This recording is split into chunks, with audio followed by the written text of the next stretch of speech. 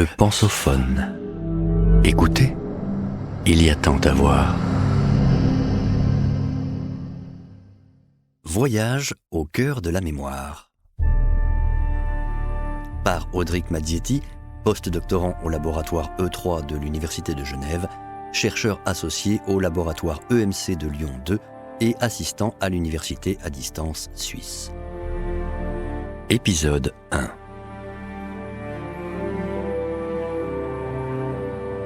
Qui commande le présent commande le passé. Qui commande le passé commande l'avenir. La mémoire, c'est la liberté. Dans 1984 de George Orwell. Ce slogan du parti résume assez bien ce qu'est la mémoire que celui-ci cherche à contrôler, voire à détruire. En effet, nous interagissons avec notre environnement, c'est notre présent. Nous intégrons aussi des expériences en des souvenirs et des connaissances, c'est notre passé. Enfin, c'est grâce à toutes ces connaissances que nous survivons et évoluons librement dans notre environnement, c'est notre avenir.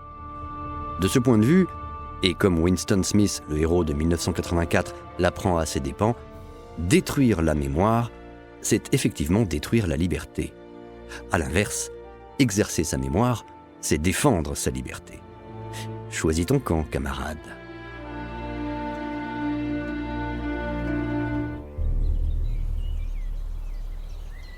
L'idée d'exercer sa mémoire n'est pas nouvelle, puisque, en son temps, Cicéron disait déjà « La mémoire diminue à moins qu'on ne l'exerce ». En effet, la mémoire est un peu comme l'amour. Elle se développe quand on en prend soin et décline quand on la néglige, d'où l'intérêt de ne pas oublier l'anniversaire de votre moitié. Ce n'est que très récemment que la science a donné raison à Cicéron en montrant que notre mémoire n'est pas une vulgaire boîte de rangement, mais bien un système de traitement dynamique en constante interaction avec notre environnement. L'étude du cerveau nous a permis de comprendre, grâce à la découverte de la plasticité synaptique et de la potentialisation à long terme, que celui-ci évolue et s'améliore avec la répétition des expériences, ce qui signifie que, oui, nous pouvons entraîner et améliorer notre mémoire. Pas convaincu ? Voici un argument frappant tiré de l'étude réalisée par Eleanor Maguire sur les apprentis chauffeurs de taxi londoniens. Devenir chauffeur de taxi à Londres nécessite d'obtenir le fameux Knowledge Test, qui consiste à connaître par cœur pas moins de 25 000 rues de la capitale afin de pouvoir naviguer et trouver la meilleure route en toutes circonstances, sans l'aide d'une carte ou d'un système de navigation. Apprendre ce labyrinthe qu'est la carte de Londres prend en général entre 2 et 4 ans, avec un taux de réussite au test final de moins de 50%. Ce n'est pas surprenant. Ce test est un véritable parcours du combattant pour Hippocampe. En comparant les cerveaux de chauffeurs de taxi et de sujets témoins, les chercheurs se sont aperçus que l'hippocampe des premiers était beaucoup plus développé que celui des seconds. Cela signifie que l'apprentissage de la carte de Londres a entraîné des modifications bien réelles dans leur cerveau, en particulier dans l'hippocampe. Il est donc bel et bien possible d'entraîner et d'optimiser notre mémoire. Voici quelques astuces intéressantes et faciles à employer pour y parvenir.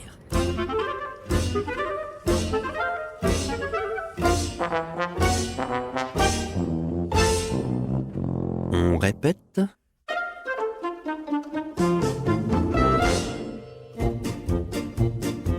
Pour commencer, prenons un exemple simple. Voici les principales contenances de bouteilles de champagne. Information essentielle pour mener une vie décente dans un monde civilisé. Donc, demi-bouteille, 35 centilitres. Bouteille, 75 centilitres. Magnum, 1,5 litre. Jéroboam, 3 litres. Réhoboam, 4,5 litres. Mathusalem, 6 litres. Salmanazar, 9 litres. Balthazar, 12 litres. Nabucodonosor, 15 litres. Et Salomon, 18 litres. Recopiez cette liste sur une feuille. Prenez 1 minute pour la prendre, cachez cette page et restituez-la sur une autre feuille vierge. Dans l'ordre, bien entendu. Compliqué, n'est-ce pas ? Pour apprendre cette liste, vous avez certainement utilisé une méthode très simple, la répétition. Effectivement, la répétition est un élément essentiel de l'apprentissage car elle constitue un des mécanismes de base de l'encodage mnésique. Néanmoins, elle se heurte parfois à certaines limites structurelles de la mémoire. C'est ce que l'on appelle l'empamnésique. Nous pouvons emmagasiner environ 7 éléments, plus ou moins 2, en mémoire à court terme. Certes, mais que fait-on quand, comme dans notre exemple, il y en a plus à retenir ? Une méthode très simple pour contourner ce problème consiste à condenser l'information afin de respecter la contrainte de l'empan, tout en mémorisant un grand nombre d'informations. C'est le principe de la fameuse phrase mnémotechnique.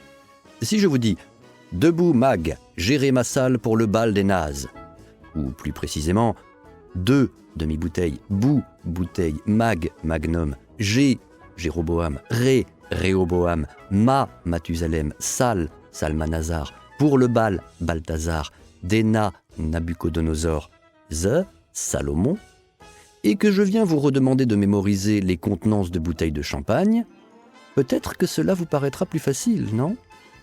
Essayez à nouveau pour voir. Et si je vous dis « Mon vieux toutou Médor joue sur un nuage », savez-vous de quoi je parle ? Des planètes du système solaire.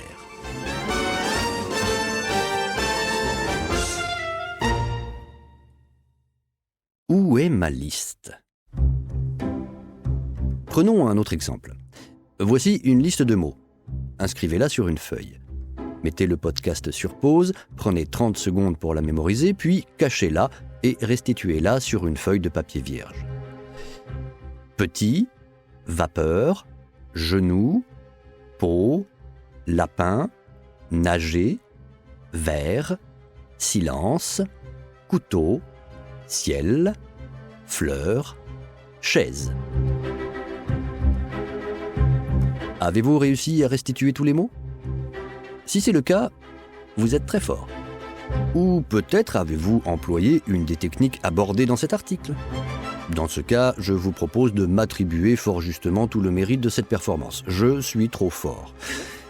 Pour les autres, les gens normaux, essayez de recommencer avec cette liste. Couteau, chat, vélo, poule, verre, avion, assiette, lapin, bateau, serviette, requin, voiture.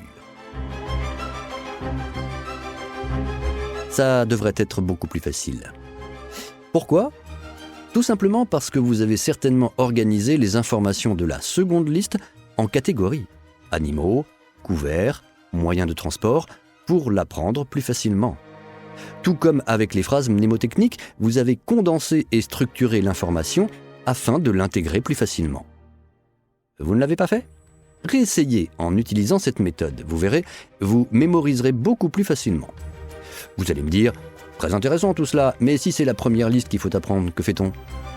Effectivement, organiser l'information en catégories ne fonctionne que s'il est possible de créer des catégories, ce qui n'est pas évident du tout dans le cas de la première liste. Rassurez-vous, il existe alors une technique de mémorisation très efficace, la méthode des associations ou encore méthode des liens. Vous venez d'écouter le premier épisode de cette série. Retrouvez-en l'intégralité sur lepensophone.fr.